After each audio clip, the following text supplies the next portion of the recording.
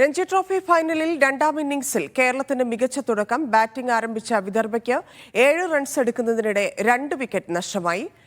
പാർത്ത് രേഖഡയും ധ്രുവ് ഷോറയുമാണ് പുറത്തായത്. ജലജ് സക്സേനയ്ക്കും MD നിതീഷിനുമാണ് വിക്കറ്റ്. ആദ്യ ഇന്നിംഗ്സിൽ 37 റൺസ് ലീഡ് വഴങ്ങിയതോടെ വിദർഭയെ എത്രയും പെട്ടെന്ന് പുറത്താക്കാനായിരിക്കും കേരളത്തിന്റെ നീക്കം. മഹേഷ് പോലൂർ ചേരുന്നുണ്ട്. മഹേഷ്, എങ്ങനെയാണ് ഇന്നത്തെ തുടക്കം?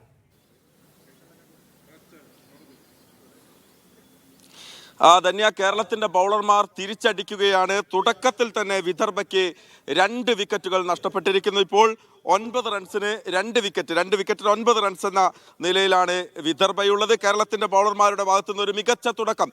രണ്ടാമത്തെ ഓവറിന്റെ ആദ്യ പന്തിൽ പാർത്ത് രേഖഡയെ പവലിയനിലേക്ക് പറഞ്ഞയച്ച് ജലജ് സക്സേന അദ്ദേഹത്തിന്റെ ബൗളിംഗ് തുടങ്ങി. ഒപ്പം തന്നെ ധ്രുവ് ഷോറെ, അതായത് വിദർഭയുടെ ഏറ്റവും വിശ്വസ്തനായ ഓപ്പണറാണ് ധ്രുവ് ഷോറെ. അദ്ദേഹത്തെ MD നിതീഷ് മുഹമ്മദ് അസറുദ്ദീന്റെ കൈകളിലേക്ക് എത്തിച്ച്, വിക്കറ്റ് കീപ്പർ മുഹമ്മദ് അസറുദ്ദീന്റെ കൈകളിലേക്ക് എത്തിച്ച് 2ാം വിക്കറ്റ് വീഴ്ത്തി. വളരെ തകർച്ചയോടെയാണ് വിദർഭയുടെ തുടക്കം. നേരത്തെ പറഞ്ഞതാണ്, ആദ്യ സെഷനിൽ കേരളത്തിന്റെ താരങ്ങൾ നേടുന്ന വിക്കറ്റ്, കേരളത്തിന്റെ ബൗളർമാരുടെ പ്രകടനം ഈ മത്സരത്തിന്റെ വിധിയെ കാര്യമായി സ്വാധീനിക്കും. ഇപ്പോൾ നമ്മൾ മനസ്സിലാക്കിയിടത്തോളം ഒരു അപ്പീൽ അവിടെ നൽകിയിട്ടുണ്ട്. DRSനായി കാത്തു നിൽക്കുകയാണ്. എന്തായാലും കേരളത്തിന്റെ ബൗളർമാരുടെ ഒരു മികച്ച പ്രകടനത്തോടെ തന്നെ തുടങ്ങിയിരിക്കുന്നു. ജലജ് സക്സേനയുടെ ആദ്യ ഓവറിലെ ആദ്യ വിക്കറ്റിന് ശേഷമുള്ള ബാക്കി പന്തുകളും വളരെ മികച്ച രീതിയിൽ തന്നെ അദ്ദേഹം പന്തെറിഞ്ഞു. ബാറ്റർമാർക്ക് കളിക്കാൻ വലിയ പ്രയാസമായിരുന്നു. ബാറ്റിനും പാഡിനും ഇടയിലൂടെ പന്ത് പോകുന്നുണ്ടായിരുന്നു.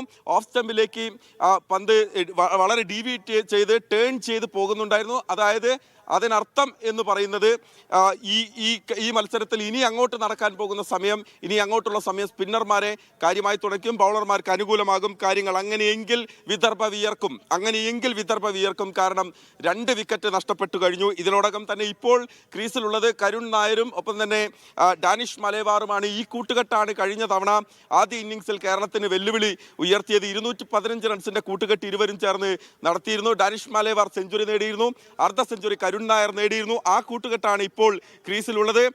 അപ്പോൾ ഈ കൂട്ടുകെട്ട് പൊളിക്കുക, ഈ പാർട്ണർഷിപ്പ് പൊളിക്കുക എന്നുള്ളതാണ് ഇനിയുള്ള തന്ത്രം. എന്തായാലും കാര്യങ്ങൾ കേരളത്തിന് അനുകൂലമാകുന്ന ഒരു സാഹചര്യത്തിലേക്ക് പോകുന്നുണ്ട്. ബൗളർമാർക്ക് പൂർണ്ണമായും അനുകൂലമായ ഒരു പിച്ചായി മാറിയിട്ടുണ്ട്. അതുകൊണ്ട് തന്നെ വിദർഭയുടെ വിക്കറ്റുകൾ ഇനിയും വീഴും.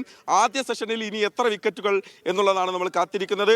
പക്ഷേ നമുക്കറിയാം, വിദർഭ വളരെ ശക്തരായ ടീമാണ്, വലിയ പ്രതിരോധ നിരയുള്ള ടീമാണ്. ബാറ്റർമാർ വലിയ തോതിൽ പ്രതിരോധിച്ച് കളിക്കുന്ന ബാറ്റർമാരുണ്ട്.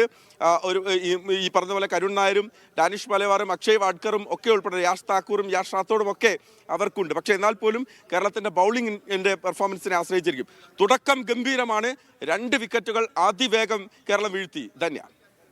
ശരി മഹേഷ്.